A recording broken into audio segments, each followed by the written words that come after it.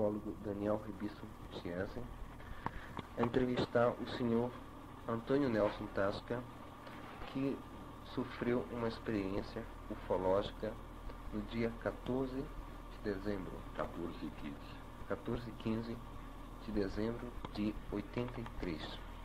Por favor, senhor Antônio, o senhor poderia nos relatar o que sucedeu nesses dias? Desde quando o senhor vinha? O que o senhor vinha fazer nesse dia? Com prazer, meu caro Daniel.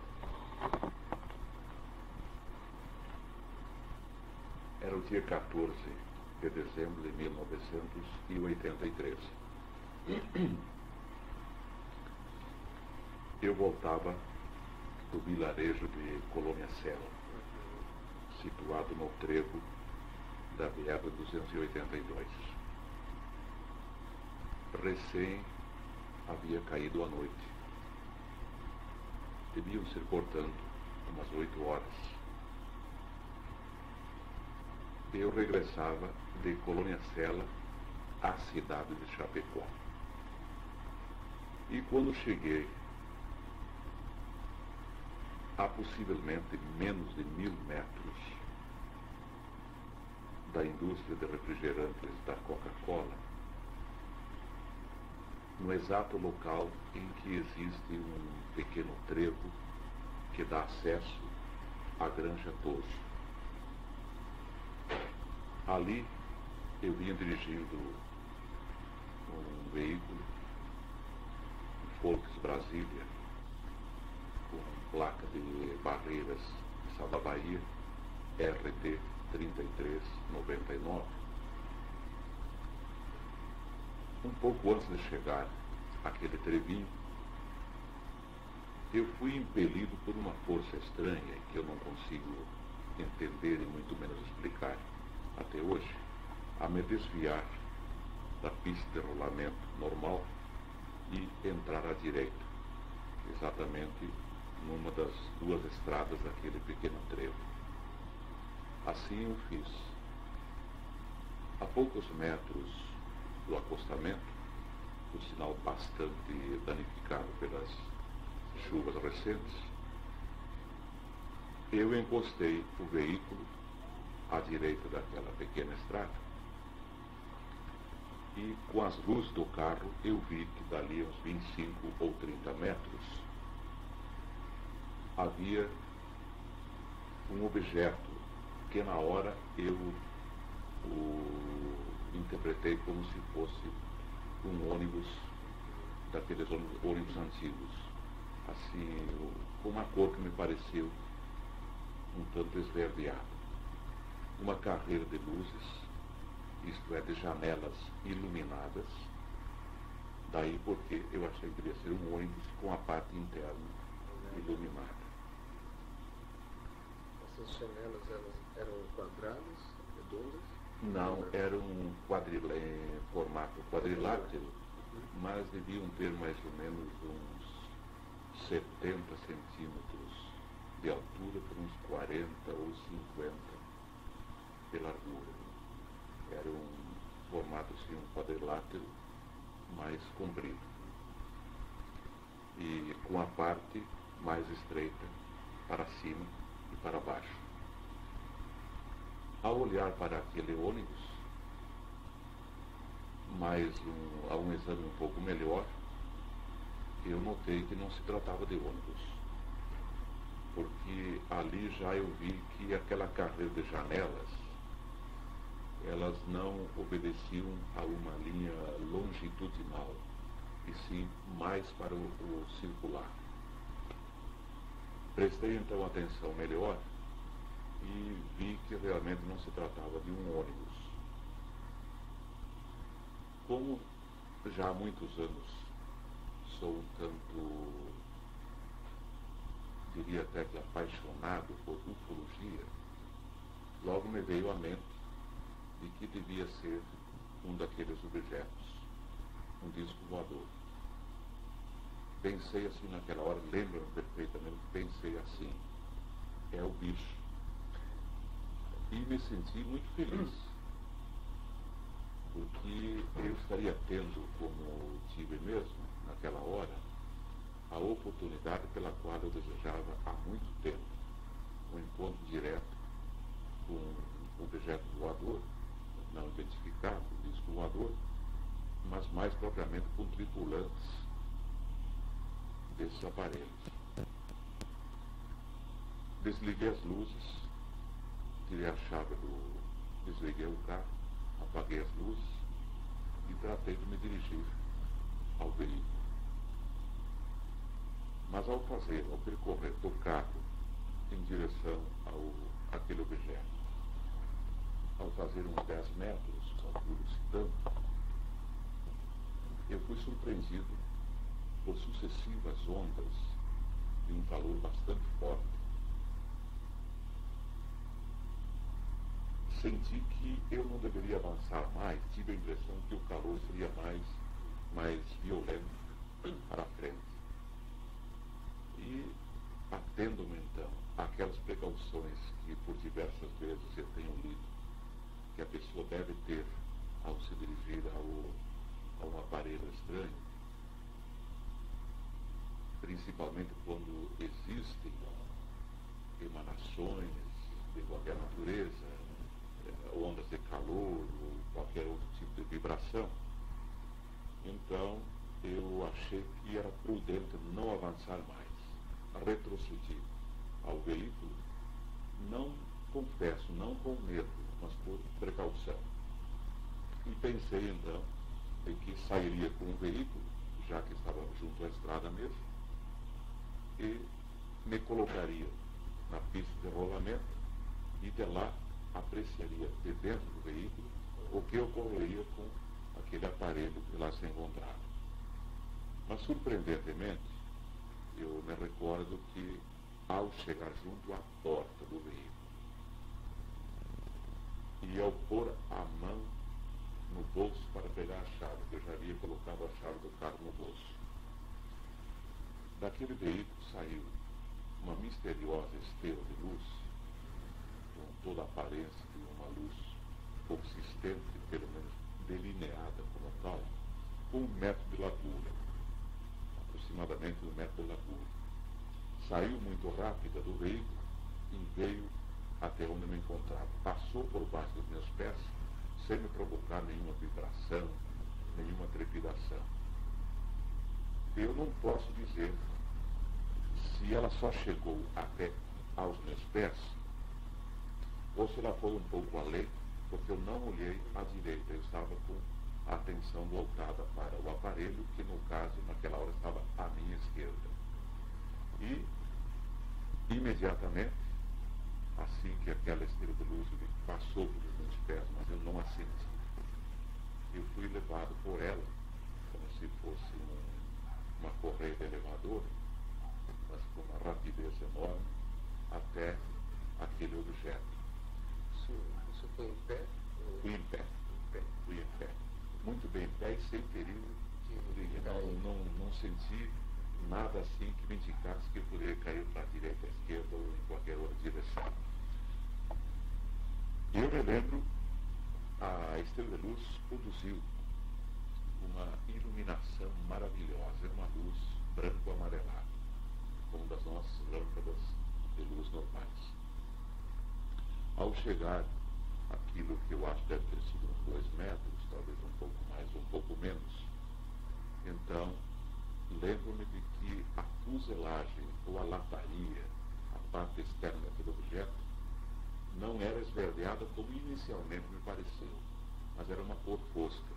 Diríamos assim, eu tive a impressão de ver, já vi carros com a lataria em reforma, assim, com uma cor um tanto desigual, dava a impressão de que num ponto a cor era uma, na outra era mais, mas assim sempre puxando ao fosco. Só me lembro até esse ponto, nesse particular, porque eu não posso dizer se desmaiei, eu não posso dizer se a minha mente foi fechada por qualquer força estranha naquela hora, mas eu não me lembro como fui introduzido. Não sei se por cima, pelos lábios, Aqui então existe aquilo que me parece que se costuma denominar de bloqueio de memória. Realmente eu não me lembro de nada mais danado naquele ponto, até sim, aquele ponto em que eu acordei assim com lucidez de memória, não como se eu tivesse demorado tempo para recuperar a memória, para saber exatamente o que teria acontecido comigo. Quando acordei, era uma sala escura, escuríssima mesmo, mas o que era pior, fria, bastante fria. E eu estava deitado, mas não sabia onde. E eu estava deitado como se costuma colocar um morto no caixão. Só que em vez, as igrejas cristãs, pelo menos, costumam juntar as mãos do morto no peito.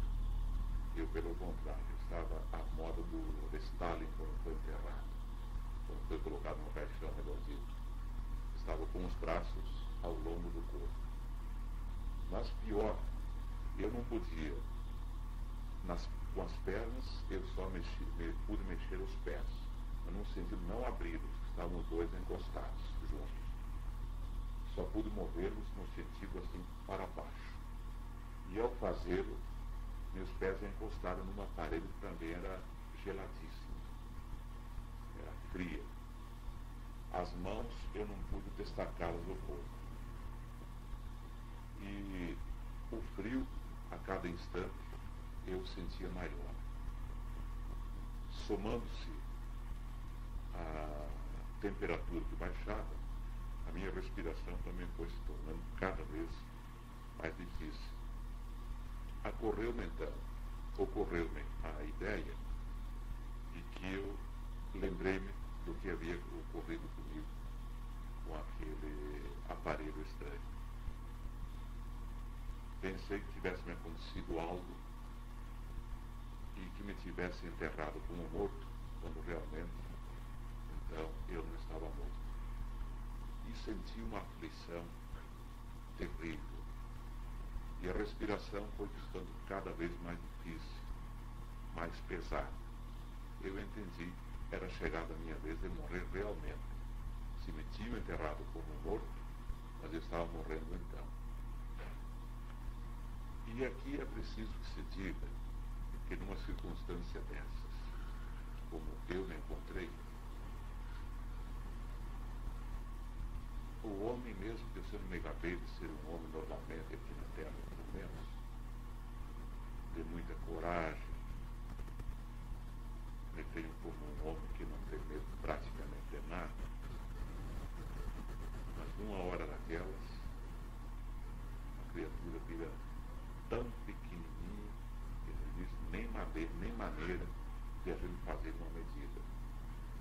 Não deixa produzir barulho lá, viu? É uma interrupção para chamar a atenção apenas,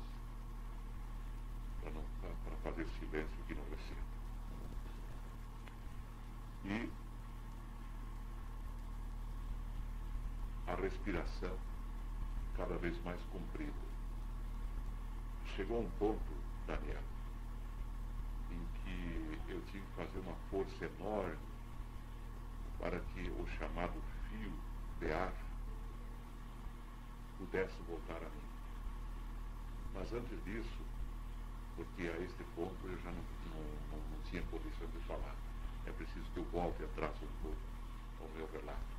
Quando a respiração me foi ficando difícil, e que eu ainda tinha condições de falar e até de gritar, como eu gritei, pensei, é preciso que eu grite, talvez alguém me possa ouvir. Eu não sei onde me encontro. E então gritei, na parte do ei, alguém me está ouvindo? Alguém me está ouvindo? Eu pretendia procurar bater nas supostas paredes de um caixão, mas não podia fazê-lo porque tinha as mãos presas junto ao corpo, os braços presos junto ao como as pernas. Daí porque a aflição, então, foi ficando cada vez maior. E é preciso, eu chorei, evidentemente, muitas vezes na minha vida, por razões muito especiais, principalmente, diante de acidentes trágicos, como já tem ocorrido na minha família, e mesmo diante até de tragédias de outras famílias. Sou muito sensível. Mas chorar como chorei naquela circunstância, eu confesso que eu me sinto até com um pouco de vergonha. Não sei se há razão para isso. Talvez eu faça mais porque eu é que sei como vivi uma miserabilidade de vida, de momentos, uma miséria humana indescritível naquele momento. Então, por essa razão, eu até deixo assim de fazer maiores comentários em torno assim do choro de que fui acometido, do desespero naquele momento. Eu deixo para que meu recente amigo Daniel e outros tirem suas conclusões, se coloquem em meu lugar e vivam o momento como entendem que eu viveria se em meu lugar estivesse naquela hora. Ao ponto de que eu passei a não sentir mais o meu corpo material. Eu tinha a impressão que somente eu tinha consciência, talvez aquilo que, por outros termos, nós costumamos chamar de alma ou espírito. Eu estaria àquela altura apenas pairando. A sensação nítida que eu tive é de que a minha consciência estava pairando. Eu não sentia mais nada absolutamente do meu corpo. Mas isto durou apenas alguns segundos, porque logo em seguida a respiração voltou. Difícil, comprida, eu fui buscar lá longe, eu não sei explicar como, voltou um filete de respiração e eu me lembro que me senti feliz. E passei a sentir então o meu corpo levemente, e a sensação que eu tive é de que a vida me voltou no tórax. Os membros, as pernas e as mãos foram as últimas a receberem a sensação de volta à vida. E a respiração foi ficando paulatinamente melhor. Foi quando que, a uma altura, quando a respiração já estava não normal, mas bem melhor, eu não vi, mas senti que à minha direita chegaram o que eu diria umas pessoas, tive a impressão que viviam desde o começo, que deviam ser realmente pessoas como nós, embora não sei porquê, deitado como eu me encontrava, imobilizado e ainda com bastante frio. Alguma coisa me disse que eram pessoas de pequena estatura. Não sei explicar porquê. Eu não as via, somente passei a senti-las depois. Umas passadas muito leves, não, ao meu lado. Eu ouvi quando elas entraram. Deviam ser pelo menos 13, eu tenho certeza. Possivelmente eram 4. E 2 ou 3 ficaram à minha direita e outra passou para a esquerda. Eu vou explicar por quê que ela passou para a esquerda. Porque logo a seguir, quando que eu ouvi e senti a presença dessas 3 ou 4 criaturas, a da direita primeiro passou a me pressionar da metade da perna direita à metade da coxa. com aquilo que deviam ser ou as pontas dos dedos, ou então um objeto. Mas era ou a ponta dos dedos de um dedo, ou era o dedo muito consistente, ou era um objeto. Era assim, bem mais duro, bem mais consistente do que se fosse um dedo cujo contato nós já conhecemos. E logo a seguir, o da esquerda repetiu a mesma operação. Faziam então uns toques, assim, que devem ter sido talvez aí de uma dúzia cada um. Evidentemente que eu não deveria contar os toques. Faziam simultaneamente, um na perna esquerda e o outro na perna direita. E houve entre eles uma linguagem que eu não entendi, e ainda hoje estou muito longe de entender, porque foi uma forma, se é que era uma forma de comunicação, exclamações acho que não eram, não, assim, uns grunhidos. E eu, então, tentei diversas vezes, depois do fato, não ali, mas depois que eu vim no mundo normal, de repetir, imitar, mas não sei se é que não se tem essa linguagem, ou não existe o calibre de tom, eu não consegui, mas é aproximadamente isso.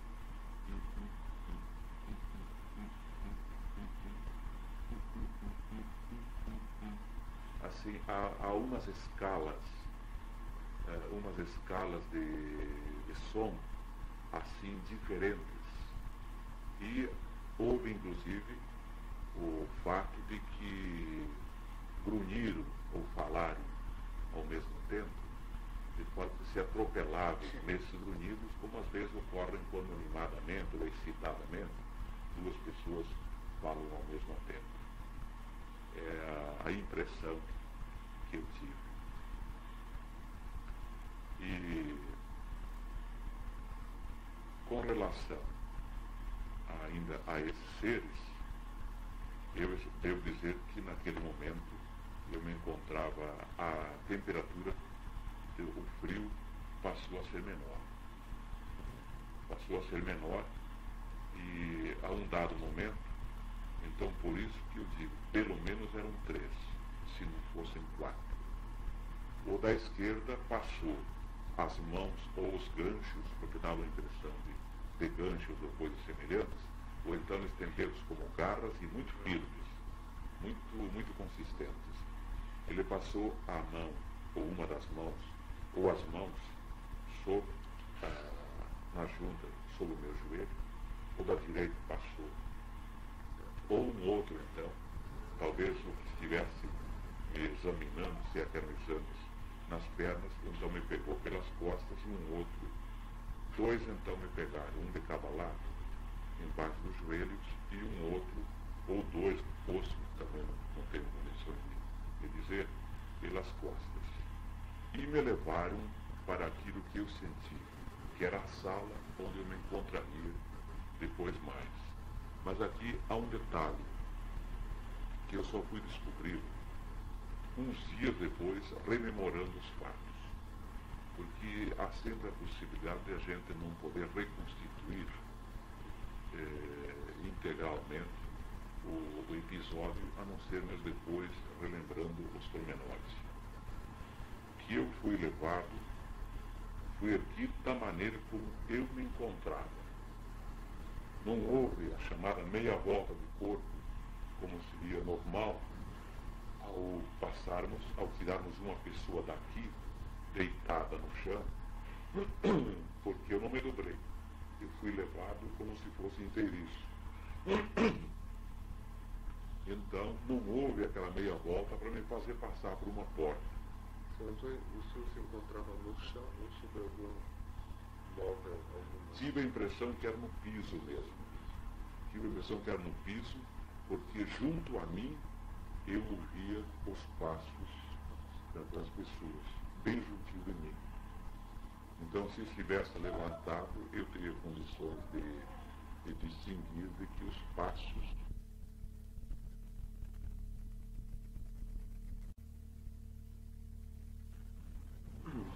mas se eventualmente no meu relato eu esquecer de algum detalhe importante, a gente volta atrás e faz uma explicação nas entrelinhas depois, né? Então, eu estava falando antes de que me conduziram carregado e eu fiquei com o corpo inteiriço, não me dobrei, não porque eu não quisesse, não sei porquê, fui carregado assim, mas não houve a meia volta como se me fizessem passar por uma porta. Eu fui levado então naquela mesma posição como se não houvesse parede, ou então pelo menos como se não houvesse porta, ou então como se houvesse uma porta pelo menos, já que eu tenho 1,70 m e pouco, devia ter 1,80 m, então uma porta grande.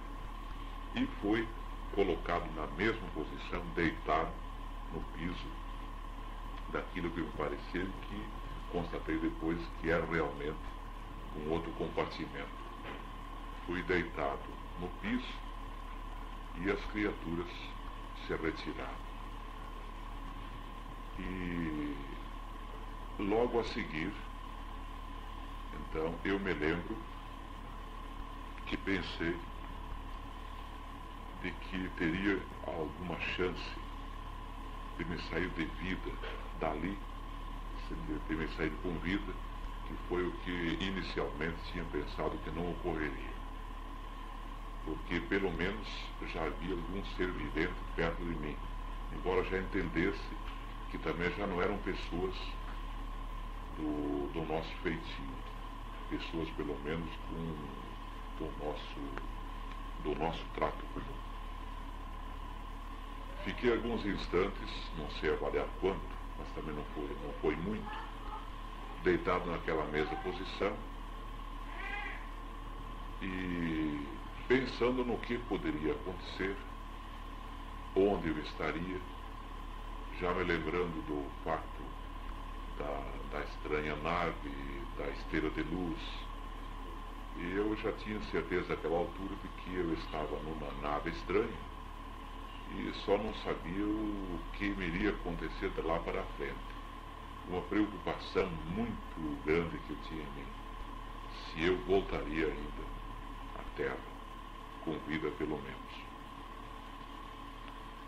Ali então houve a iluminação de uma forma misteriosa da nova peça em que eu estava. Brotou assim de momento luz, era uma iluminação que provinha de todas as paredes. Era do piso, do teto e das 4 paredes.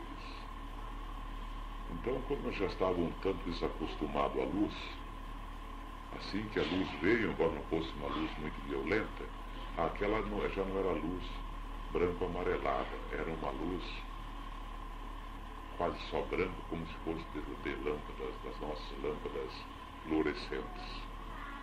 Uma luz muito bonita. Eu tive de fechar instintivamente os olhos. Não levei a mão aos olhos, porque as mãos ainda estavam ao longo do corpo.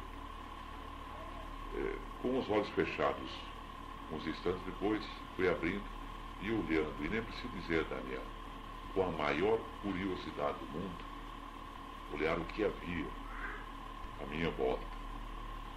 Vi então somente as 4 paredes e o teto. Não havia lâmpada, não havia nenhum objeto mais, a não ser as paredes, o teto e o piso.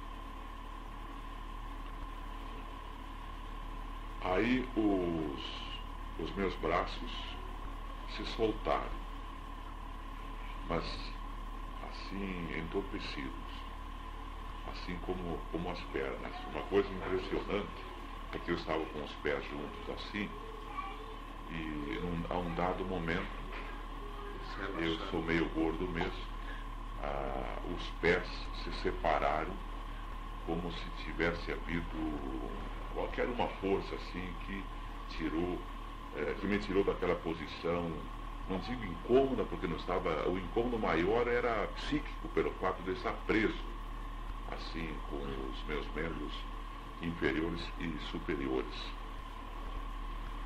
Veio então e olhei as paredes, as 4 paredes, o teto e o piso, não formavam um canto vivo. Eram todos como, não, mas muito mais do que essas cantoneiras. Digamos, antes das cantoneiras, ali uns 15 centímetros para baixo e para cima, fazia um côncavo, entende? Nos cantos, em todos, não havia canto vivo. Então, ao relancear os olhos para as paredes todas, eu vi que à minha direita, a 1 metro de mim, se encontravam os meus sapatos, as meias, a calça e a camisa. Por último, o calção. Eu não uso cueca. Eu briguei com a cueca há muitos anos e só uso o calção de banho diariamente. E colocados, eu até diria que como se tivesse havido aí um atendimento feminino, que o homem normalmente não é de colocar as coisas assim com muito capricho. As meias, de maneira, estavam atravessadas, as meias pretas, atravessadas no bico do sapato. O sapato já de bastante uso, é de uso rotineiro para os meus trabalhos de corretor de imóveis, andando por fazendas e sítios por aqui mesmo. Vi, Daniel, que eu estava então inteiramente nu. Eu tenho um sentimento pudico desde o meu tempo de criança, ensinamento que, como eu disse antes, eu recebi dos meus pais. E àquela altura eu sabia que minuto mais ou minuto a menos alguém viria. E eu nunca gostei, até hoje não sou muito de tomar banho no rio pelado, por incrível que pareça. Não sei se é um complexo que eu peguei na minha vida, mas não gosto disso. Então, tratei mais do que depressa de me levantar e não foi muito difícil, eu estava bastante entorpecido. Mas o entorpecimento maior já não estava nos braços e nas pernas, principalmente dos joelhos. Eu levantei e tratei de me vestir. Primeiramente, parece até que a roupa estava colocada na ordem de que eu precisava para me vestir. Primeiro vesti o calção, depois vieram as outras roupas. Vestido que eu estava, notei então que naquele compartimento a temperatura estava agradável, o frio aquele apenas estava na minha pele, ainda estava bastante frio, e fiquei de pé aguardando o que aconteceria. Não vi nenhum traço que denunciasse a abertura nas paredes, como janela, porta, clarabóia, nada, absolutamente nada. Paredes lisas, todas luminosas, e fui curioso, passei então na parede da esquerda, passei com a mão dele, passei os 2 dedos, senti que era lisa, não era nem quente e nem fria a parede.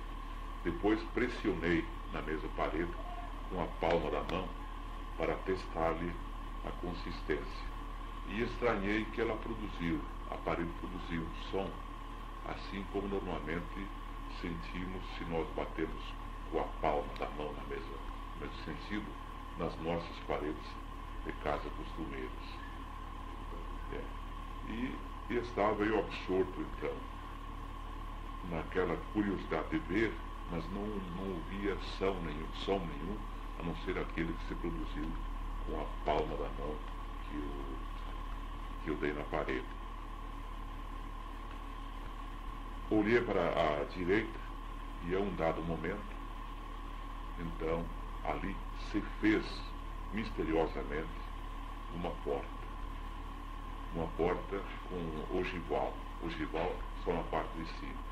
Na parte de baixo ela acompanhava o sentido plano do piso. Mas se eu lhe dissesse, dava a impressão de ser uma porta semelhante às portas de correr, mas ela não se fez assim. Eu tive a impressão de que, embora ela mantivesse uma linha nitidamente vertical, ela como se uma força se ele estivesse comendo a parede, ou gastando-a, ou tirando. Ela se abriu e foi assim, não foi muito rápido, também não foi muito lentamente. Então eu me lembro que no outro compartimento também estava iluminado. Mas eu não posso dizer que tenha visto nada, nem sequer parede, porque toda a minha atenção foi imediatamente tomada pela pessoa que apareceu à porta e que deu entrada no recinto. Uma senhora com aproximadamente 1,20 m de altura, e eu já explico por quê. Porque a altura máxima dela, no topo da cabeça, dava exatamente nos meus mamilos. E eu não medi, não peguei treino para medir depois, mas deve ser 1,20 m, pelo que eu calculo. E essa senhora chamou-me logo a atenção, fascinou-me pela sua beleza extraordinária. A única diferença das nossas mulheres terrenas é de que ela tinha os olhos, além de bastante afastados da base do nariz, na parte externa tinha as pontas acentuadamente repuxadas ao sistema dos orientais. Com exceção daquele detalhe, o resto, em que pese a pequena estatura física, havia sim a proporção anatômica de qualquer das nossas mulheres normais aqui da Terra. O cabelo? O cabelo também. Cabelo liso, bem liso, repartido pelo meio, como muitas mulheres costumam, e era cortado junto ao ombro. E cabelo assim, loiro, não é um loiro claro, como se fosse palha de trigo madura, quase um cabelo amarelo, cor de ouro, seria até a denominação melhor. Os olhos azuis claros, o nariz normal, com a ponta levemente arrebitada. Eu me recordo um detalhe, as narinas muito bem talhadas, muito bem feitas. A boca, em que pese ser um tamanho normal, mas para o tamanho dela seria maior do que o normal, e trajava um vestido comprido, anil, sem gola, ou sem colarinho, sem gola, né? E o vestido ia até talvez uns 5 centímetros acima dos tornozelos. Ela usava uma cinta do mesmo tecido, uns 4 ou 5 centímetros de largura, e enlaçada, não tive a ocasião de ver a forma do laço, na parte da frente, e cujas pontas sobravam 2 pontas com uns 20 centímetros mais ou menos cada uma. As mangas iam até o meio do antebraço e bastante largas, mas sem rendilhados, sem babados, sem coisa alguma. Na parte da frente não havia propriamente um emblema. Havia como se houvesse uma costura de tecido em relevo que pegava assim entre os seios até abaixo dos seios, uma largura de uns 3 centímetros, 2,5 centímetros, por aí, assim com uma certa saliência. E na parte abaixo, no peito, mas abaixo dos seios, então um quadrilátero, talvez de uns 10 por 10, também assim com uma elevação maior, como se fosse um debrun, não, como se fosse uma costura em relevo, ou um tecido em relevo. O vestido era liso, não apresentava nenhum enfeite, Ela não apresentava também nenhum tipo de joia, nem anel, nem colar. A impressão que eu tive também de que não usava, não tinha pintura, pelo menos assim, a gente conhece a mulher que não tem pintura, ou até maquilagem, não havia nada disso. Sapatos, sandálias. Os sapatos eram um tipo de uma sapatilha, assim, da mesma cor do vestido. Não tinha meias. Era anil, só não apresentava dobras, era uma sapatilha assim, lisa, sem maiores enfeites. É que às vezes me preocupo também assim, estou procurando às vezes de medir, estou contando para que dê certo aí com ela. Tem mais fitas além dessa, né? Bem, ela entrou, Daniel, com a mão esquerda sobre o peito e com a direita levantada, aberta, assim, na mesma altura da cabeça, junto ao ombro direito, obviamente. E Tipo posição de juramento, né? o de juramento, eu não conheço, eu nunca fiz juramento. Eu entendi logo quando ela entrou naquela posição que era uma saudação. E então eu recebi telepaticamente, foi a primeira experiência telepática que tive na minha vida. Eu recebi dela as seguintes palavras. É algo estranho, porque eu recebia a mensagem telepática, tive a impressão nítida de que era da metade da cabeça, da esquerda para a direita. Só nesse ponto que eu as recebia. Este lado parece que não era propício, eu não sei explicar, eu nunca conversei com alguém que tivesse o lado esquerdo, não, só o lado direito. Né? Disse, tenha calma, sou de paz e amor. Eu me senti assim, eu não sei explicar como.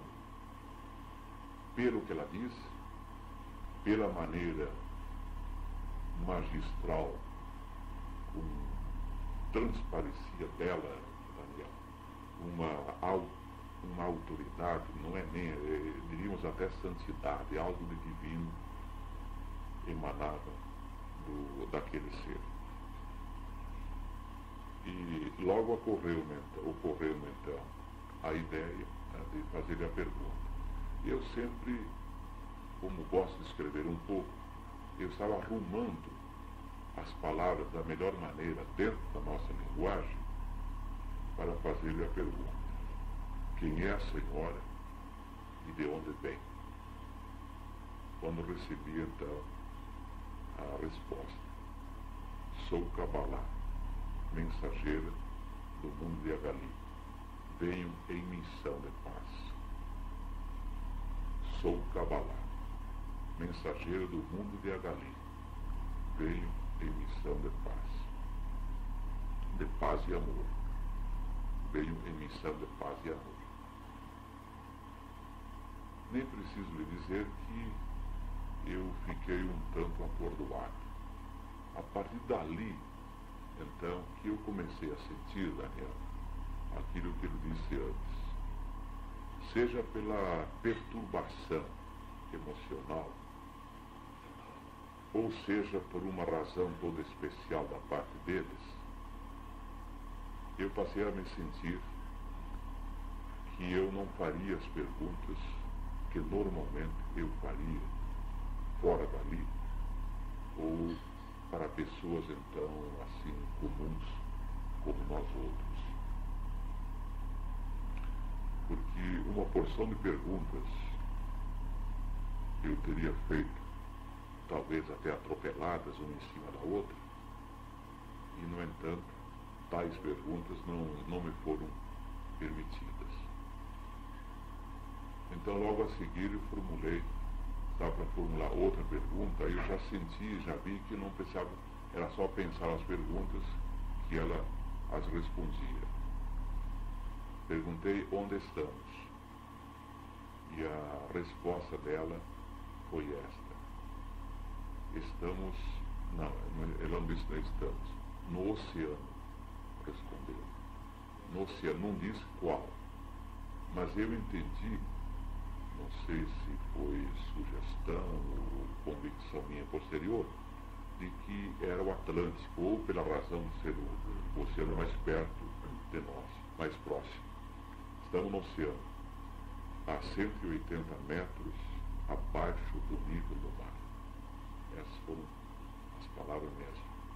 No oceano. Estamos a 180 metros abaixo do nível do mar.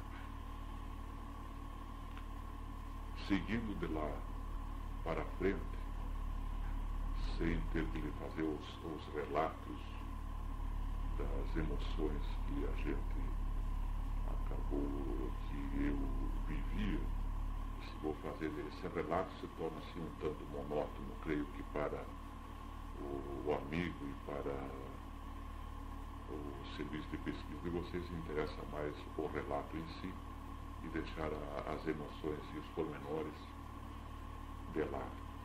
Também as emoções são importantes, se quiser. Deixa só que eu vou olhar a garganta aqui para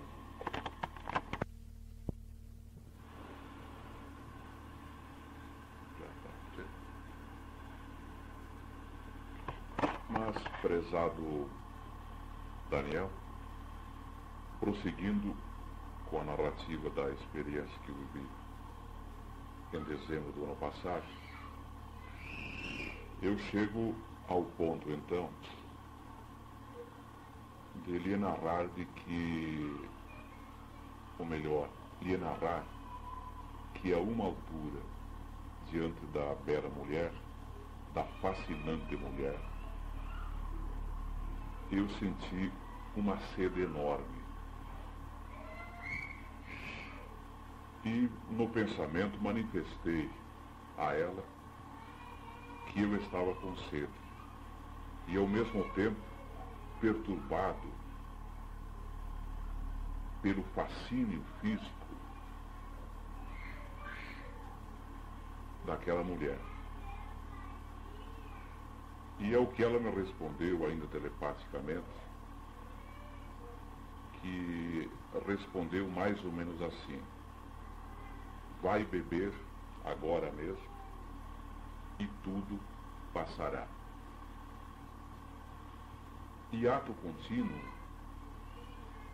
ela voltou-se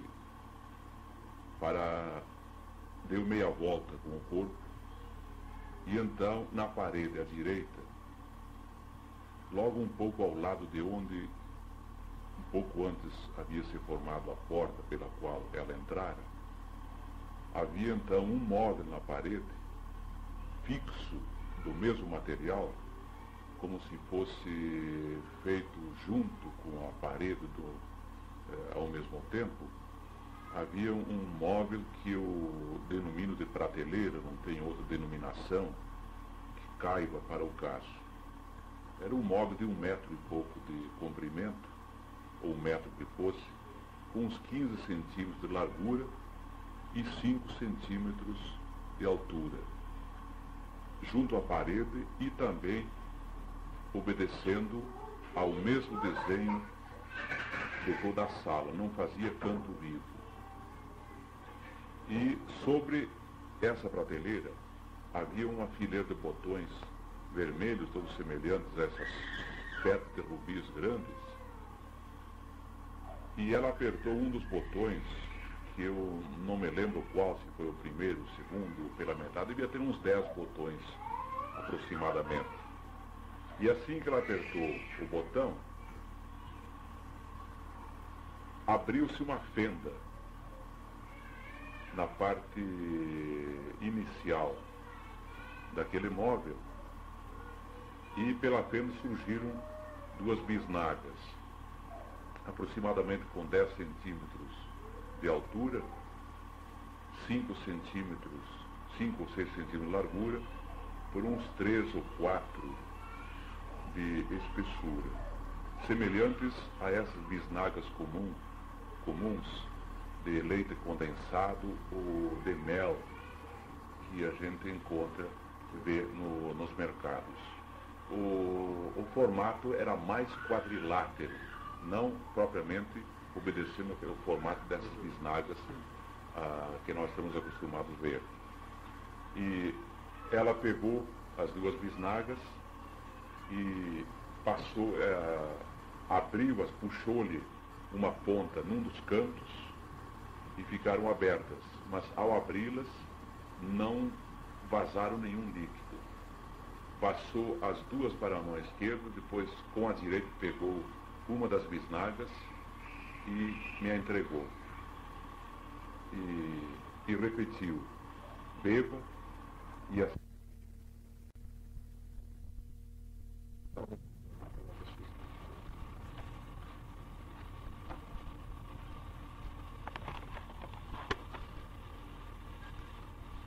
Ela me entregou uma das bisnagas devidamente abertas num dos cantos superiores,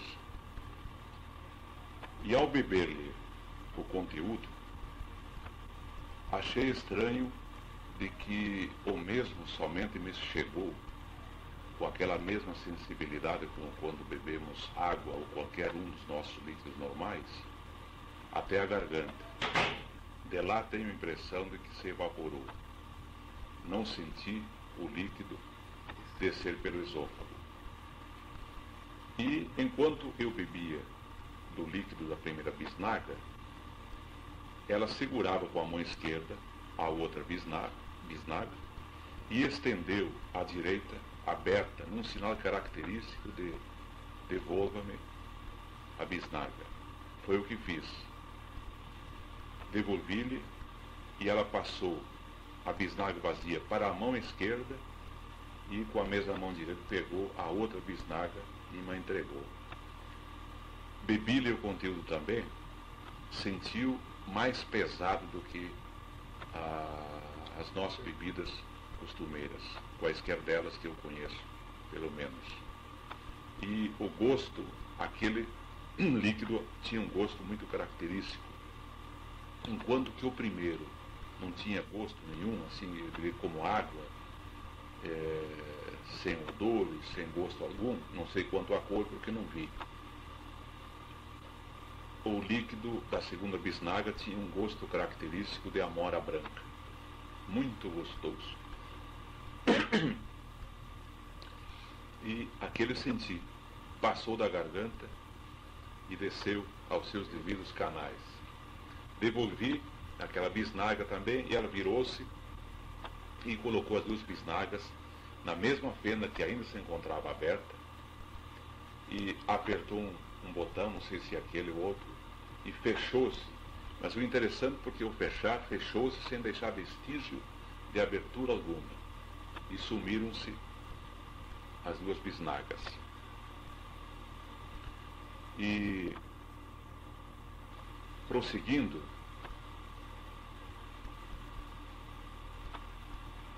eu disse, aliás, ela disse que depois de eu haver bebido esse líquido, eu já não passaria a sentir a mesma perturbação diante dela. E voltando um pouco atrás, eu devo confessar que disse a ela no momento que manifestei, eu disse a ela que estava com sede, eu me manifestei disse assim, que eu estava com sede e sentindo uma perturbação muito grande.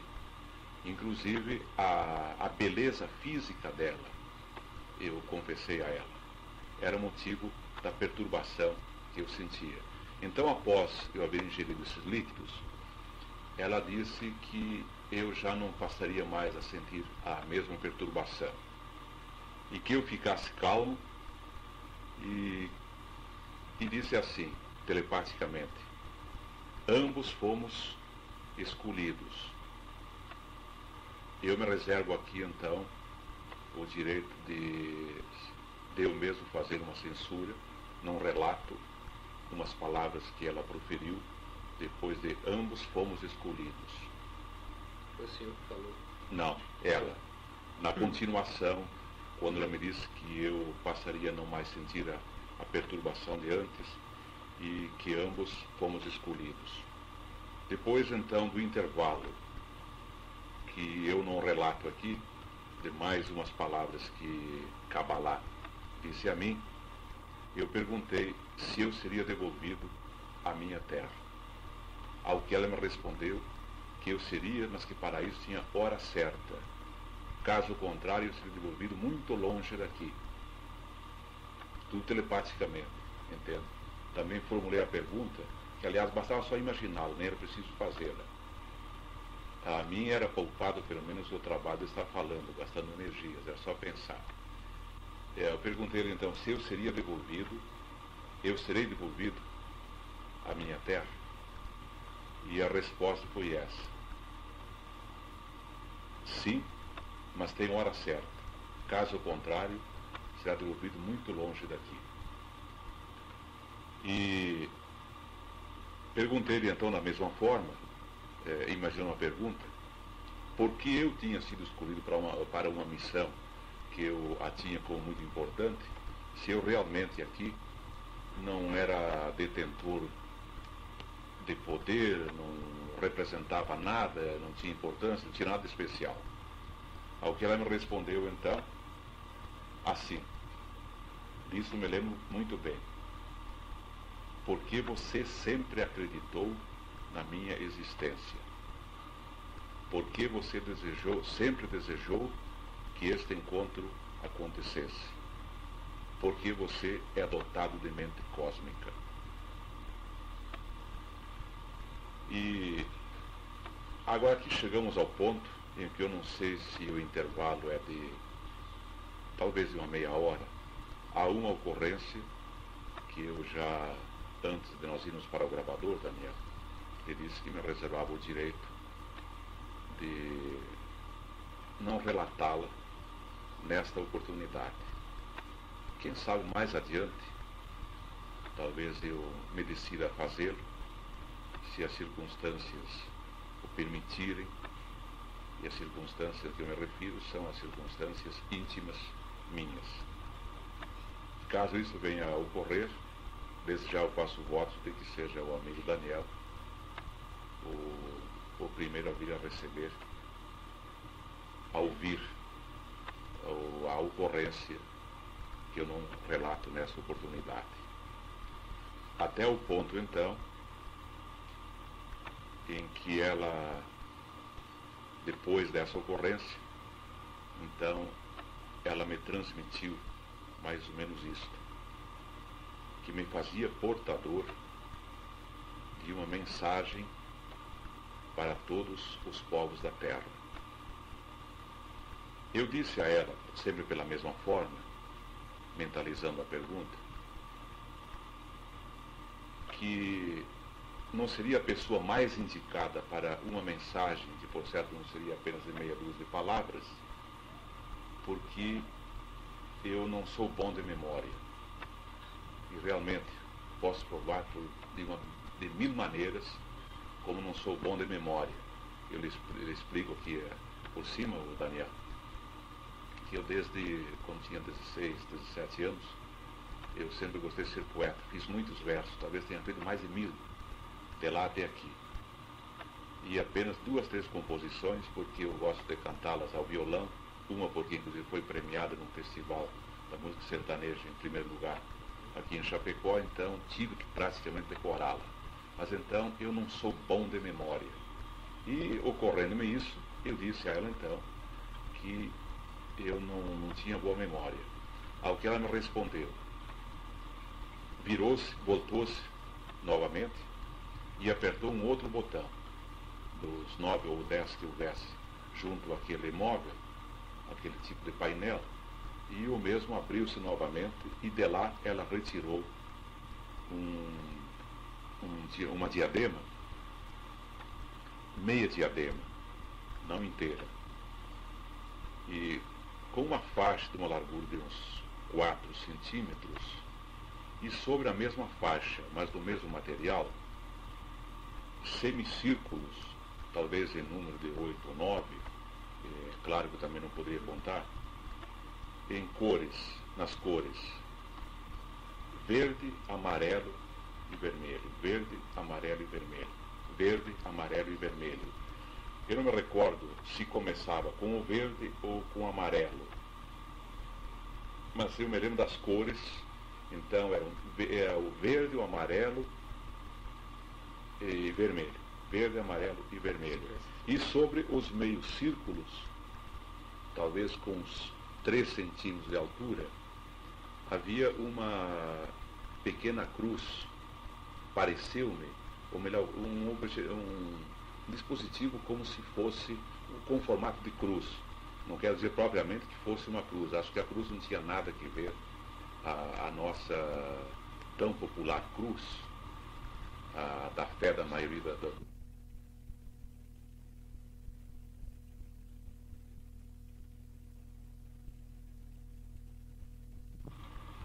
E ela disse: vai repetir 2 vezes e jamais esquecerá a mensagem. E ato contínuo, ela, que é bem mais baixa do que eu, ergueu as mãos e eu não fiz nenhuma oposição, porque numa circunstância dessa, talvez outros que tenham tido contatos iguais vá confirmar o que eu digo. A pessoa perde o autodomínio, parece que se aceita tudo. Ela ergueu as mãos e me colocou a diadema na posição da cabeça em que as mulheres, as nossas mulheres terrenas, usam o tal adereço. E ato contínuo, ela me fixou e eu senti necessidade de fechar os olhos. Não me pergunte por quê, porque eu não sei explicar. E ela me repetiu, então recitou assim um tanto espaçadamente, pausadamente, e que eu me lembrei depois, não na hora, que ela ditou a mensagem de uma maneira assim como os professores de antigamente, acho que já não é do seu tempo, não? Costumavam fazer ditados como exercício escolar nas escolas. Faziam os ditados assim lentamente para os alunos, tá? Só não repetia as palavras, mas havia uma acentuada pausa entre quase todas as palavras. E repeti 2 vezes. E feito isto, voltou ela à prateleira, ao painel que seja, apertou novamente um botão, não sei qual deles, abriu-se, então já estava fechada a prateleira, recolocou, ou colocou de volta a diadema, fechou-se aquela abertura e a mulher colocou-se, Kabbalah colocou-se na mesma posição inicial, uma mão, a mão esquerda sobre o peito, e ergueu a direita na mesma posição da saudação primeira, e eu entendi que a minha experiência havia chegado ao fim. E ela repetiu só essas palavras, não disse tenha calma mais, só paz e amor. Ao que instintivamente eu respondi com as mesmas palavras, paz e amor. E imediatamente a porta se fez, que não havia porta naquela altura, mas se fez a porta da mesma maneira como de início quando ela chegou. E do mesmo local ela saiu de costas, olhando-me com a mão direita erguida à mesma altura da cabeça, sobre o ombro, e a mão esquerda no peito. Quando ela ultrapassou a divisa daquela porta, o vão da porta, também ela se fechou pela mesma forma misteriosa como antes. E eu fiquei na sala de pé, como sempre mantive antes, ora com as 2 mãos cruzadas à frente, ora pendidas junto ao corpo. E confesso, Daniel, que quando a porta se fechou, eu tive uma sensação de uma solidão profunda, uma tristeza enorme, porque a presença de Kabbalah, se bem fosse uma presença de talvez 1h30, eu não sei calcular o tempo, mas era como se me fosse familiar, uma presença muito, muito querida, pela segurança, por um ar de quase divindade um ar divino que transcendia da presença dela.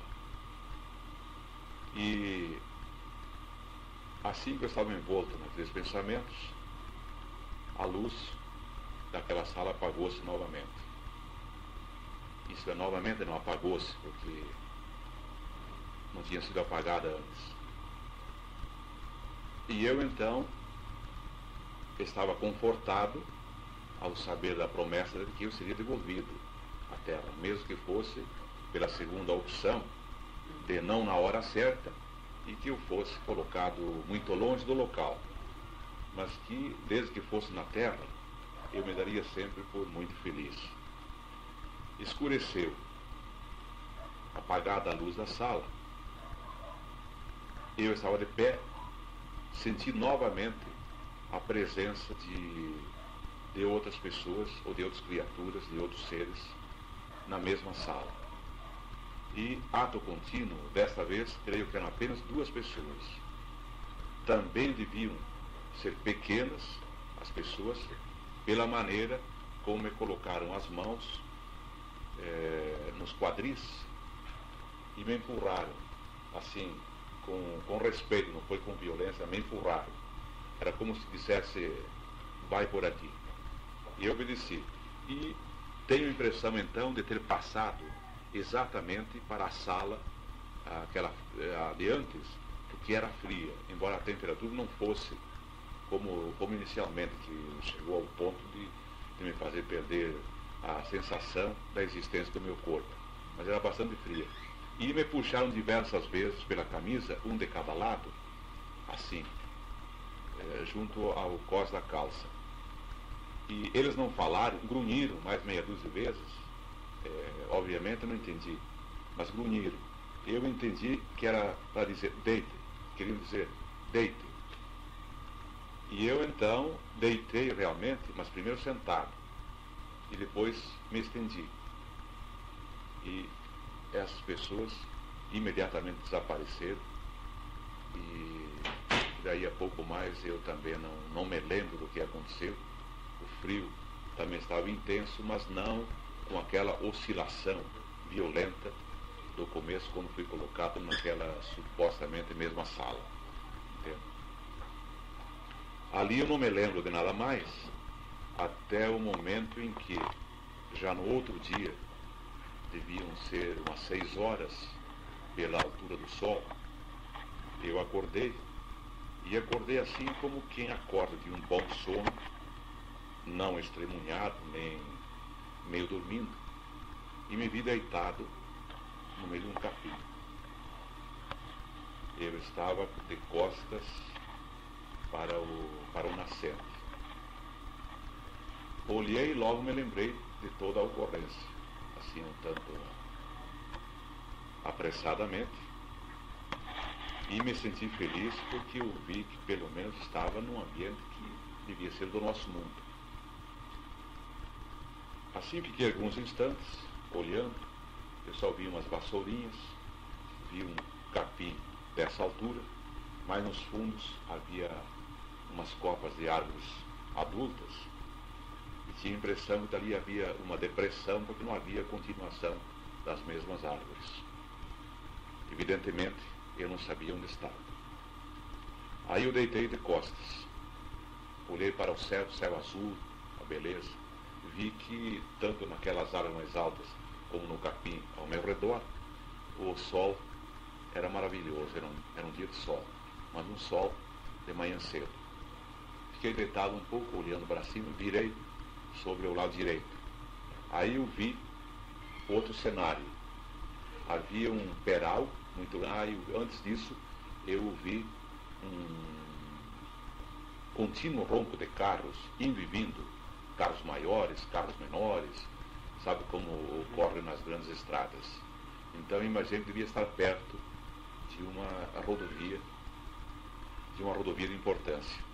E ao me virar sobre o lado direito, então, vi um morro, um peral muito grande, um penhasco, e sobre o qual havia como ainda tem, uma mata muito luxuriante, própria de terras boas, terras férteis, com as 3, 4 palmeiras, árvores que são características das terras de primeira qualidade, e um pinheiro velho, um pinheiro multissecular.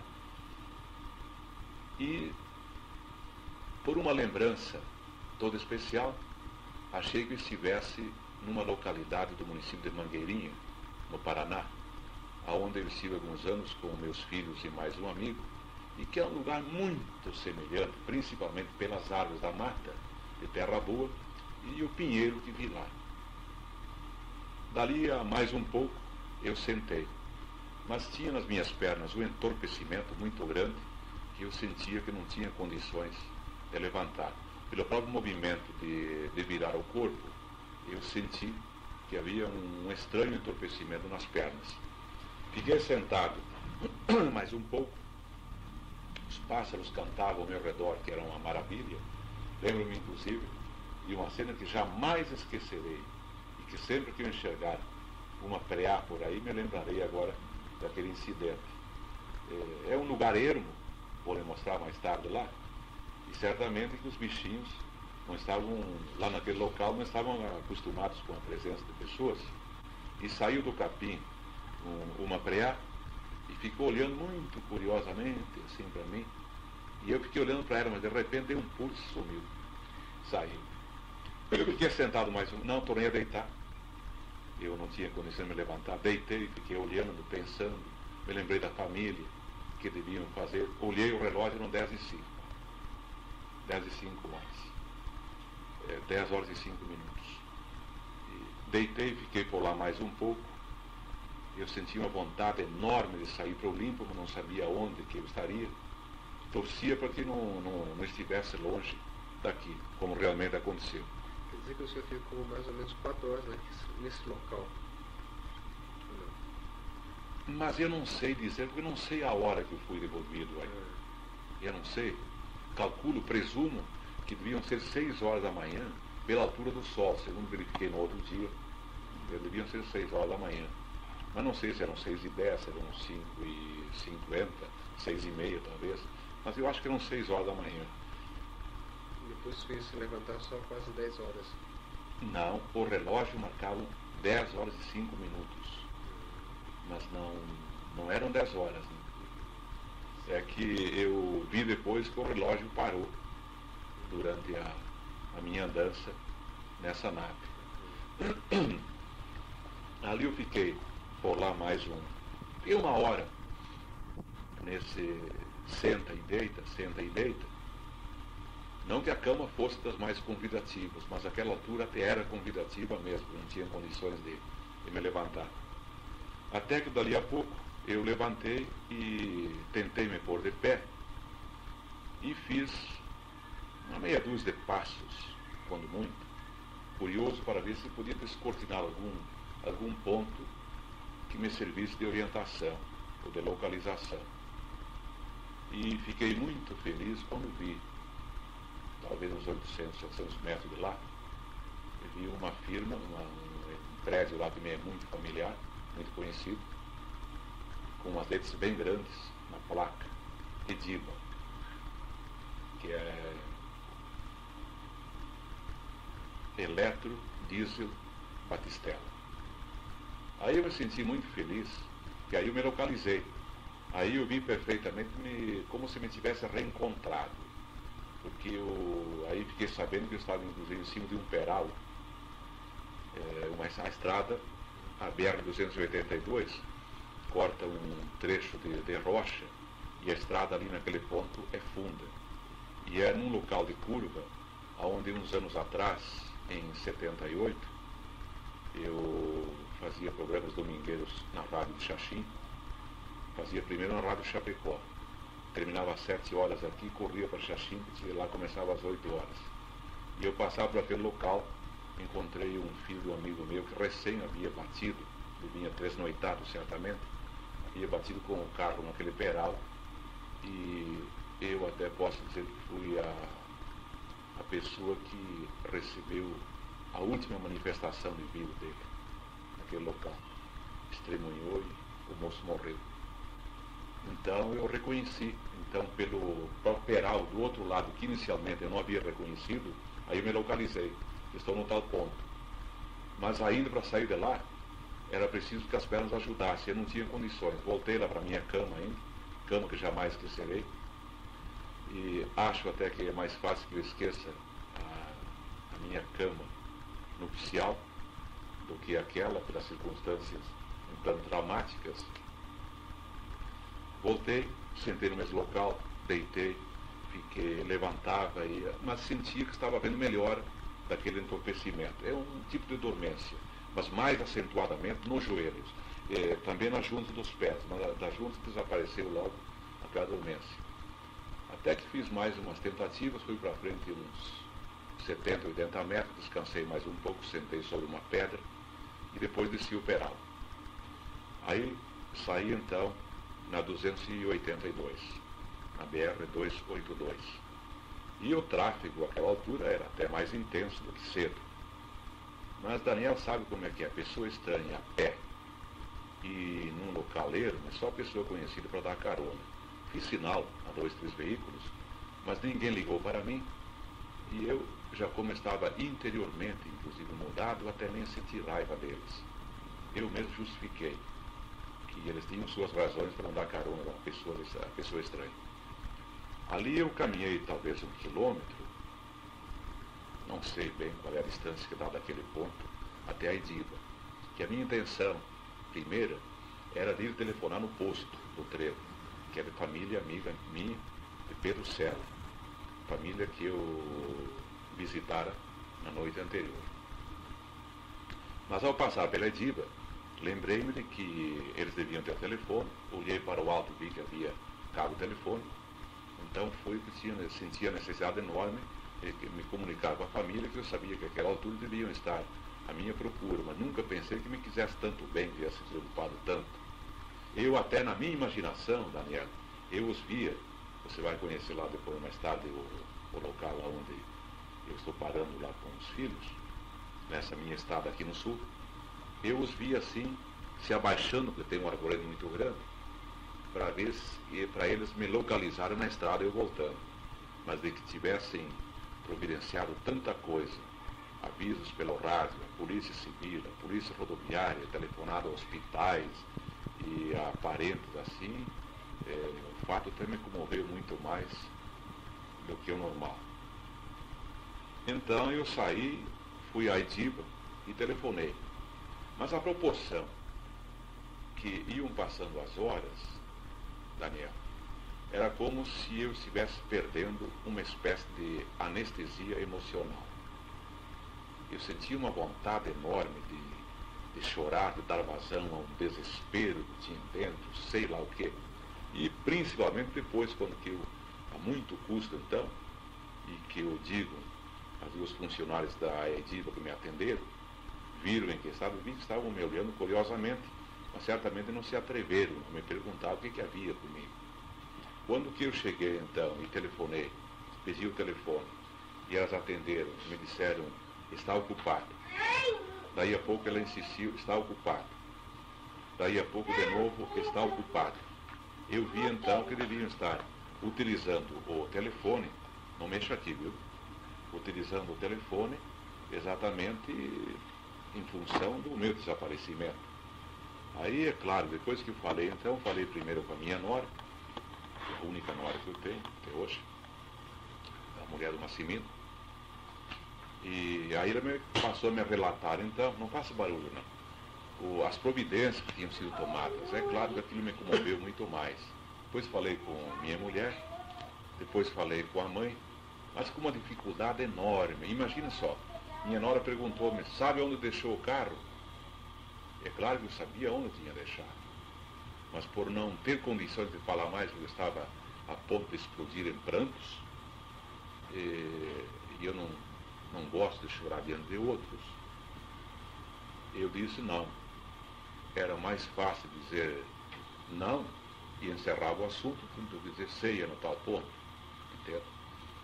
Bem, aí telefonei, me coloquei na estrada ainda, o sol bastante quente, e a pé eu fui, passei pelo posto Celo, na chamada Colônia Cela, que é lá no Trevo Grande, e desci descido, ele lá para cá desce. E quando eu estava bem na baixada, a uns 1000 e poucos metros aquém do posto Sela, é que meu filho passou então por mim.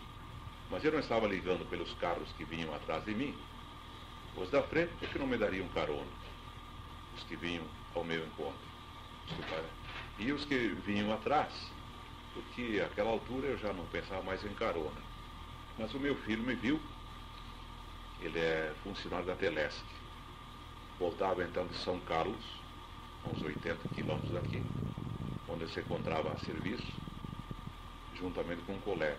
E ao passar então, ele me viu, reconheceu, e só eu me lembro, posso dizer, do espanto que ele estampou no semblante por me encontrar naquele local. Como ele me viu, sei que ele me viu em desespero. Esta é a expressão verdadeira e certa para o caso. Ali então saí com ele, embarquei no mesmo carro, e a uns 2000 metros à frente, se tanto, então é o ponto em...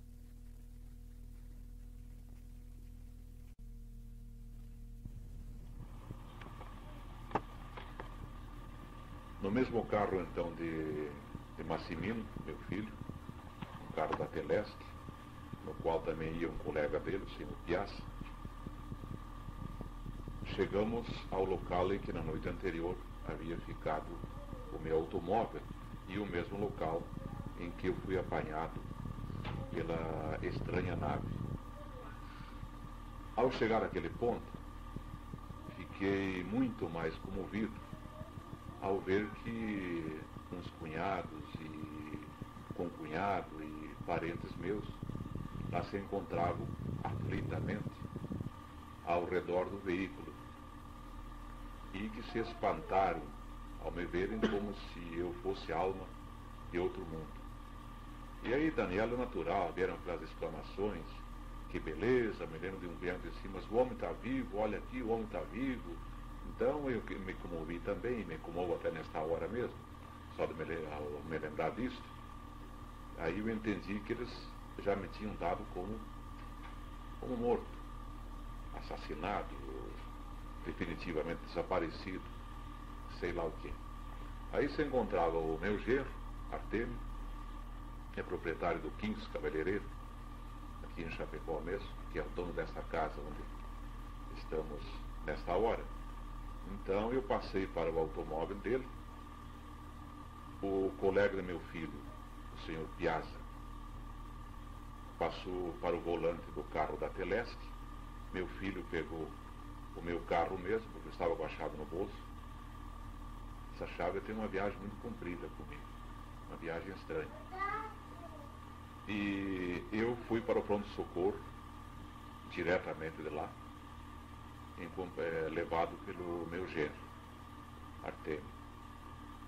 E lá fui atendido pelo Dr. Júlio Zabatsky. E ao entrar, ao ser conduzido ao pronto-socorro, e em pronto-socorro sempre há muita gente, normalmente sempre há bastante gente. Aquele dia, pelo menos, era um dia de muita gente no pronto-socorro de Chapecó. Sei lá se pela demonstração exterior do meu estado físico e pelo emocional também, eu vi que a minha presença estava chamando a atenção de todo mundo. Mas fui conduzido logo para a sala de emergência e o médico então me fez uns sedativos, depois de me fazer logo as perguntas que ele tinha havido, e eu não pude responder. Estava num estado de choque muito ruim. Não pude responder. Meu genro, sei que disse, olha, não sei o que houve com ele. Não sei se foi assaltado, acho que foi assaltado. Realmente ninguém tinha por que me assaltar. Por motivos financeiros não, pelo menos. Aí o médico me fez uns sedativos e mandou que eu deitasse e me manteve sob observação, talvez uma hora e pouco, e perguntou-me se havia algum dano no meu corpo, ao que eu respondi que não havia. E fui embora, fui para casa. Ao chegar a casa é muito natural aquelas cenas normais até para uma circunstância dessa. Abraço da mãe, abraço do pai, abraço da esposa, do filho, da nora, dos netos e choro. Eu já estava anestesiado, tranquilizante, às vezes já me havia secado as lágrimas, ou não tinha mais, não sei. Aí então, a casa, que já é pequena mesmo, se encher não tinha lugar para tanta gente, porque além dos familiares havia outros parentes, amigos, vizinhos. E assim até umas horas da tarde. Não me sobrou tempo nem sequer para tomar banho na parte da manhã. Deviam ser talvez aí pela às 13 horas, logo depois do almoço, mas eu não almocei. Então eu manifestei desejo de ir ao chuveiro. Afinal estava com a camisa desde o dia anterior, para quem andou deitado de cá para lá e de lá para cá. E ao tirar a camisa, como tenho esse hábito mesmo, vou ao banheiro, tiro a camisa aí fora mesmo, boto a toalha no ombro e vou. Um irmão meu, o Gildo, e um sobrinho meu que mora em Nonoai, é advogado. Então, exclamaram ao mesmo tempo alguma coisa com relação ao que eu tinha nas costas. Mas o que é isso? Olha nas costas, o que é? O que tem? O que é isso? Eu logo pensei até, como já disse antes, como não tinha tomado banho pelo menos há 24 horas e que tinha andado deitado para que houvesse alguma sujeira especial. Mas aí já todo mundo que estava aí se aglomerou e fizeram manifestações estranhas, dizendo, é uma marca, parece que foi feita a fogo, sei lá o quê, é um troço assim.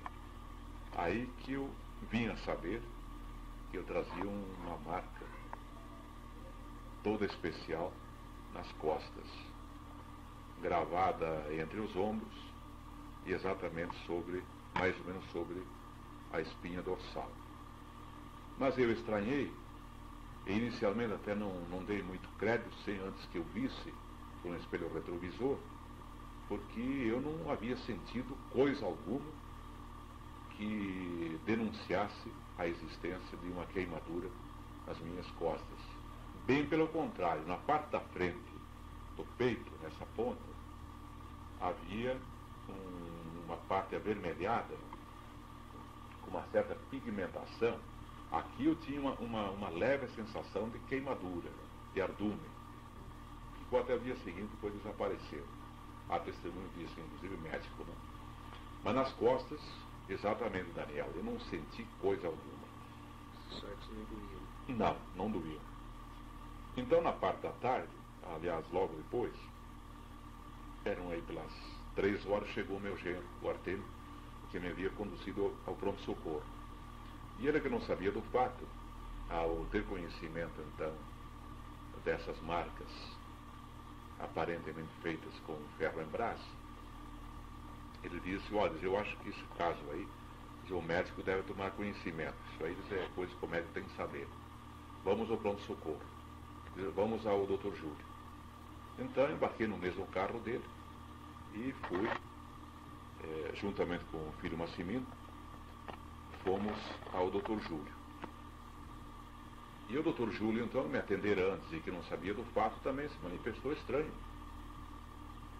Achou que o caso não tinha uma explicação imediata, pelo menos. Perguntou-me se doía, não doía. Perguntou-me se eu sentia mal-estar. Eu não sentia mal-estar em função disso. Eu estava emocionalmente traumatizado pelo acontecimento. Ainda estava sentindo muito isso. Mas, de resto, eu não estava sentindo dano algum no meu corpo. Então, me forneceu lá mais um sedativo, que eu até nem vinha usá-lo, porque eu estava melhorando.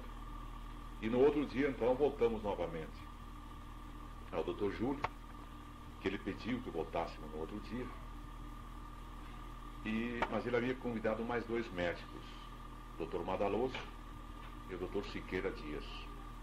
O Dr. Siqueira Dias, inclusive, munido de uma máquina fotográfica especial, pareceu-me especial pelo menos, e que me solicitou que eu permitisse fotografar as famosas marcas, famosas entre aspas, e que ele desejava uma fotografia para investigação médico-científica. E eu então, obviamente, permiti.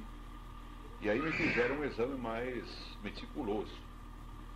Os 3 médicos examinaram em conjunto e com uma pinça, eu não vi porque o ferimento estava nas costas, mas meu filho depois me transmitiu então, que com a pinça eles pegavam na parte aparentemente mais viva, que devia ser a mais dolorida, das marcas, daquelas queimaduras, e puxavam a pele, faziam raspaduras com a mesma pinça, depois pressionaram com os dedos, bateram com a palma aberta, isso eu sentia, e enquanto me faziam esse tipo de exame, eu me lembro, inclusive, que eles olhavam para mim e eu entendi que era para ver as minhas reações fisionômicas. Porque se houvesse dor e que eu pretendesse escondê-la, talvez com o que eles me estavam fazendo eu não tivesse condições. Pelo menos foi o que eu entendi, não que eles me dissessem. Mas realmente a verdade é essa. Eu não sentia como nunca senti dor de espécie alguma nesses ferimentos. E depois, no outro dia, há um médico muito amigo da família, da sogra do meu filho, Dr. Tarso Niederauer. Então, meu filho disse, vamos ao Dr. Tarso. Então fomos, é um médico já de muitos anos de profissão aqui em Chapecó. Até lá nós fomos, ele também olhou, manifestou sua estranheza também, diz que em tantos anos de profissão e com atendimento de milhares de queimaduras, jamais tomara conhecimento de que houvesse um tipo de queimadura, principalmente nas proporções da que eu tinha nas costas, e que não produzisse dor.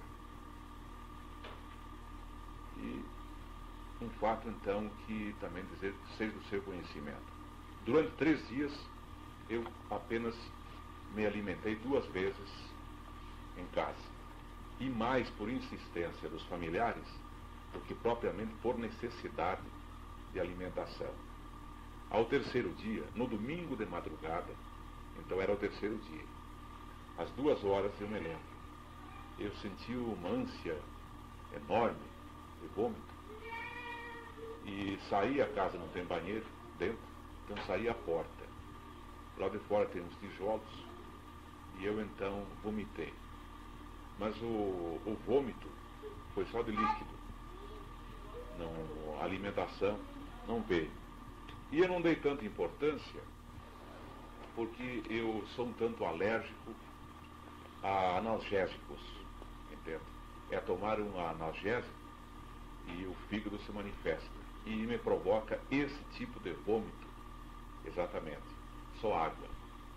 E assim foi aquela noite.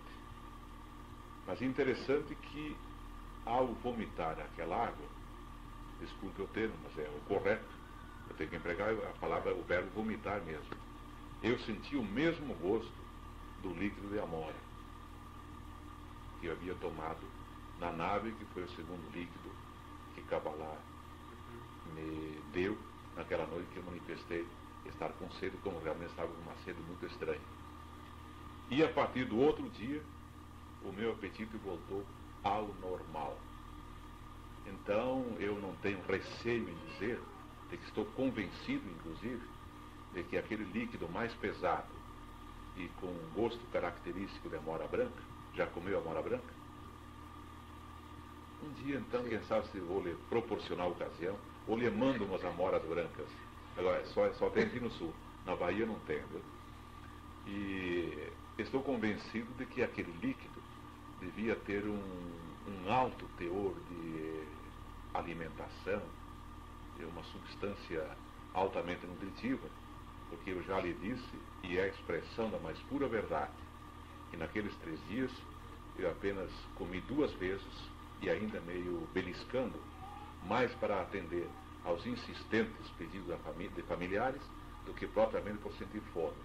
E após aquilo, após então devolver aquele líquido, que eu senti o mesmo gosto característico da amora branca, o apetite me voltou normalmente como antes. Senhor Antônio, mais alguma outra coisa sucedeu depois desse acontecimento? estado emocional, sono, alguma tensão, algum pressentimento?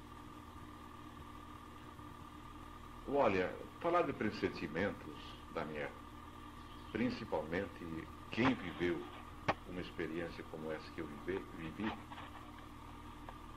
falar em pressentimentos, eu tenho muitos, mas muitos não, alguns, mas eles não passam realmente de pressentimentos. Eu não saberia classificá-los, de que maneira classificá-los. Quanto ao sono, devo dizer que eu dormi sempre normalmente. Não houve, não tive insônia, não tive sonhos ruins. Eu, por sinal, tenho um hábito um tanto exótico. Eu não gosto de cama, eu gosto de colchão no chão. Então, já há muito tempo, não por estar brigado com minha mulher, mas ela dorme na cama e eu boto um colchão ao lado e durmo no chão. Certo? Então eu tenho dormido excelentemente bem, desde a primeira noite, não tenho tido problemas. E apenas houve uma mudança em mim. Antes, em função mesmo da situação difícil, situação de financeiro difícil que estou passando, pois como corretor de imóveis não tenho sido bem sucedido nos meus negócios, então eu vivia uma irritação constante. Olha que eu fazia muita força às vezes para não explodir em casa. E às vezes até tenho explodido. Assim, não violentamente, mas tenho até me contido para não encontrar alguém que me contrariasse porque eu vi que ele ia brigar. Tinha raiva, uma raiva que não sabia explicar. E após essa ocorrência, Daniel, eu me considero realmente, totalmente, outra pessoa. Vejo, inclusive, sim, os negócios como necessários, são, de qualquer maneira, devem ser o sustentáculo econômico das famílias, mas não, talvez assim, com aquele interesse maior como eu os via antes. Eu vejo o mundo assim com uma bondade enorme dentro de mim, com perdão. Até havia umas pessoas que eu não gostava delas. Tinha umas pessoas que tinham vontade de quebrar-lhes a cara. Essa é a expressão bem correta. E eles talvez de quebrar a minha. Não até por questões assim mais profissionais, fuxicos e essa coisa toda, entende? Depois daquilo, encontrei-me inclusive com essas mesmas pessoas e eu as vi assim com outros olhos, com outro coração. Tive simplesmente piedade pelos erros, pelas injustiças que eles me fizeram, e eu hoje não lhes quero mal. Vejo-os assim, não são amigos achegados, não lhes quero mal, e passo por eles, os cumprimento. Enfim, eu mudei, eu sou outra pessoa. O senhor poderia comentar alguma coisa sobre essa mensagem? Dizê-la? Posso sim, e devo inclusive acrescentar o seguinte: eu, quando fui devolvido na madrugada, não sei a que horas, naquele local, a uns 2 quilômetros além da vila de Colônia Sela, sentado, esqueci de lhe dizer antes, eu me lembrei da mensagem e fui repeti-la. Fui então dizê-la, melhor dito. Eu mesmo senti, não tinha muita confiança, dado ao fato que já lhe disse, que eu não me considero bom de memória, apesar da promessa de Kabbalah, de que com aquela diadema na minha cabeça, e após dizê-la 2 vezes com ela, que eu jamais a esqueceria, eu não tinha certeza que isso realmente viesse a acontecer. Então, eu tentei dizê-la 2 vezes, com calma, e eu a disse, senti que as palavras exatamente eram aquelas, e que elas fluíam, assim como se tivessem aberto um curso especial dentro de mim. E me senti bastante feliz. Mas há algo muito especial em torno disso. Não sei por que cargas d'água. e já me aconteceu todas as vezes que eu tenho recitado essa mensagem. Eu me sinto extremamente nervoso, inclusive com falta de ar. Mas não por isso, não é alegação para não dizê-la, né? Mas se este fato que seja relevado. A mensagem, então, Daniel, começa assim: advertências da mensageira Cabalá do mundo de Agali para todos os povos da terra. É preciso que sejam imediatamente desativadas as armas de guerra capazes de acabar com qualquer espécie de vida aqui existente. Além de toda a sua apavorante e mortífera devastação, uma guerra nuclear total colocará a Terra fora de sua rota celeste e causará graves distúrbios à vida de mundos vizinhos, alguns em dimensões que o homem terrestre ainda desconhece. É preciso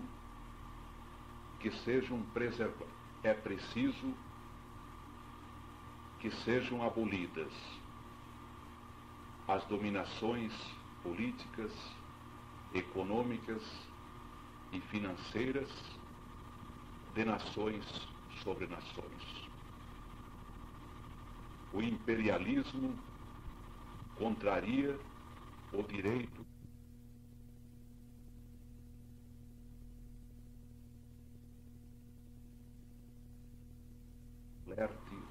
modalidade de escravização. É preciso que sejam preservadas a essência da vida humana e as suas funções naturais de reprodução.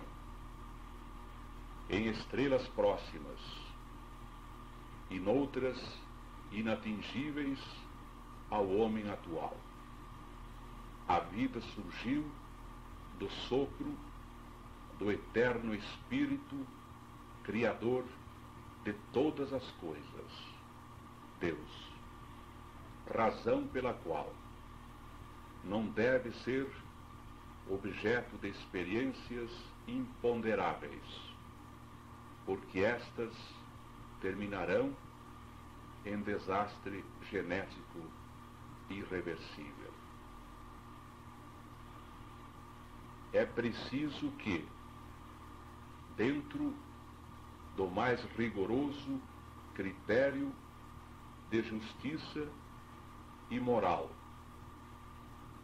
com vistas para a solução dos problemas sociais que resultam da prolificação humana desordenada, sejam instituídos órgãos que, por vias científicas naturais, planejem e executem programas de controle populacional e de melhoramento biológico do homem. É preciso que o homem conquiste outros mundos do universo e ali encontre lugares adequados para as suas futuras emigrações e novas fontes de energia e subsistência. Mas antes deve conquistar seu próprio mundo, desvendando-lhe os enigmas que ainda existem na terra, no mar e no ar, conservando-lhe os elementos naturais de vital importância, defendendo-o da sutil pirataria do exterior e curando-lhe as imperfeições humanas do corpo, da mente e do espírito. É preciso que, atendidas estas exortações, a humanidade esteja preparada para o período de extraordinários acontecimentos de que a Terra será palco dentro de pouco tempo. Os grandes eventos serão prenunciados por estranhas manifestações telúricas e sinais celestes de magnífico esplendor e inquietante beleza. Mestres da suma sabedoria tornarão a vir à terra, renovarão ensinamentos maravilhosos e ajudarão a estabelecer nova sociedade política. Renascerá o paraíso terrestre, pleno de luz e amor. Então, através de meios e energias ora sequer supostos, o homem conhecerá os côncavo-convexos dimensionais da Terra, viajará às profundezas do universo e não sentirá a canseira do tempo. E, como sublime conquista da capacidade criadora humana, será posta em ação a máquina do poder absoluto, engenho que, entre muitos outros prodígios, dará à humanidade a visão mais feliz e assombrosa de toda a sua história: a ressurreição dos mortos na faixa dos 4X. Advertências da mensageira Kabbalah do mundo. O senhor tem mais algum fato que queira relatar? Alguma observação? Alguma ocorrência de sua experiência? Meu caro Daniel, é claro que se eu fosse relatar um outro episódio vivido no ano de 1950, eu não me lembro exatamente o mês e menos o dia, mas ocorreu numa localidade do atual município de Tapejara, no Rio Grande do Sul.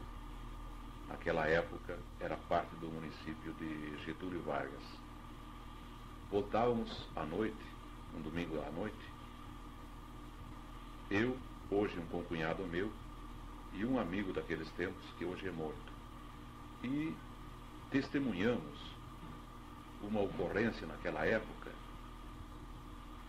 que nos foi estranha e nós até acreditamos na conta de fantasmas, porque eu não tinha conhecimento da existência de discos voadores ou coisas semelhantes naquele tempo.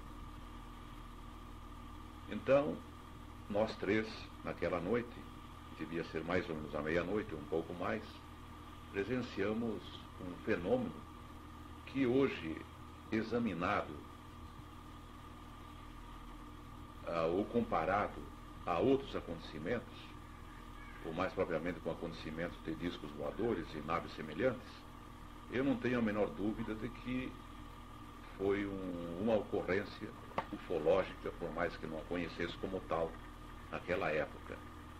Eu não sei se viria ao caso de fazer um relato mais específico agora ou mais oportunamente, quem sabe mais adiante. Seria a brevidade. Exatamente. E também em 1966, eu morava então no interior do município de Nonoai. E tinha ligações políticas com a prefeitura com a administração municipal de então, e o secretário da municipalidade, que hoje é morto, naquela época, fazia um programa na única emissora da região, que era a Chapecó. E os programas eram efetuados nas sextas-feiras, todas as sextas-feiras. Nonoai em Marcha, o nome do programa. O secretário adoeceu e eu, como eu já era radialista antes disso, vim substituí-lo.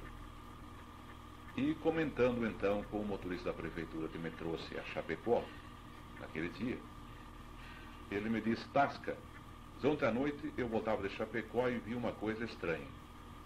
Aí eu respondi: você viu no céu? Diz: exatamente, eu também vi. Então era uma sexta-feira, aliás era no sábado o programa, não na sexta, era no sábado. E foi na sexta-feira à noite que aconteceu então o fato.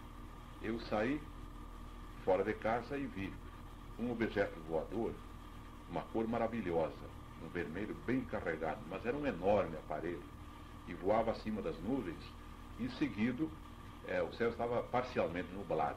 Então nos clarões de céu azulado a gente podia ver o aparelho, era muito grande, redondo, não soltava faiscamento nenhum, mantinha uma forma muito definida, bem circular. E atrás dele seguiam-no mais ou menos de 20 a 30 objetos voadores da mesma cor, mas porém bem mais pequenos, e todos em formação desigual. Ora trocavam de lugar, ou da direita ia para a esquerda, da esquerda ia para a direita, ficavam no meio, e assim sucessivamente. Quando eu chamei a mulher para ver aquele fenômeno, até que a mulher levantasse, que já estava deitada, e o céu estava escuro mesmo, com as nuvens acumuladas.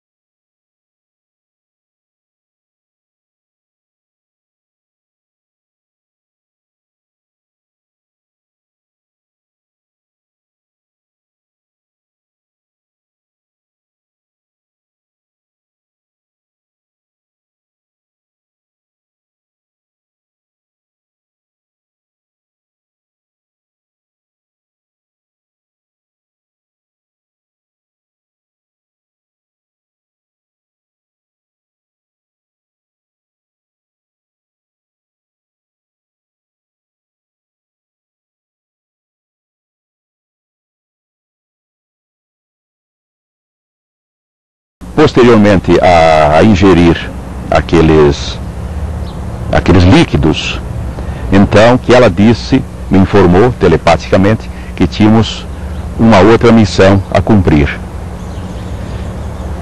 E ela não me disse qual, porque ao mesmo tempo, da mesma forma estranha, como se processou a abertura da porta, como se fez a porta, Da mesma forma estranha como surgiu aquele pequeno painel na parede à minha direita.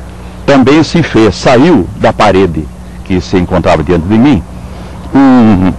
Era uma cama, era um sofá, que seja uma coisa, que seja outra. A largura de 1 metro e pouco também. E aquilo tudo como se fosse maquinal, como se fosse comandado. Kabbalah encostou-se naquele sofá ou naquela cama e sugeriu-me, pela maneira como se colocou e porque ergueu o vestido, se colocou na posição normal em que a mulher se coloca para relações sexuais, e eu senti, é preciso, já que estou confessando, seja para hoje, seja para amanhã, e porque eu acho que isto é de interesse da ufologia, e talvez seja de interesse de toda a humanidade, eu que já me encontrava já estava com 49 anos, naquela época, eu confesso que senti uma ereção sexual como já há muitos anos eu não sentia, de forma que o ato sexual foi assim muito rápido, foi uma ejaculação precoce, como se diz, foi me juntar à mulher e imediatamente o ato sexual se consumou. E como se nada tivesse havido, há uma parte, a única palavra que Kabbalah pronunciou, e por sinal de forma errada. Ao concluirmos o ato sexual, ela falou também no único sorriso, mas apenas um leve sorriso, porque ela nunca sorriu. Eu a classificaria como mais uma mulher triste do que uma mulher serena, normal. Ela falou assim, entre dentes, a palavra amor. A pronúncia aberta, amor. E ergueu-se, levantou-se como se nada tivesse havido e disse assim: agora vou lhe confiar uma mensagem. Quando eu digo disse, foi telepaticamente, não através de palavras. Vou lhe confiar uma mensagem para publicá-la, dá-la ao mundo até o fim dos seus dias, mesmo enfrentando dificuldades e incompreensões.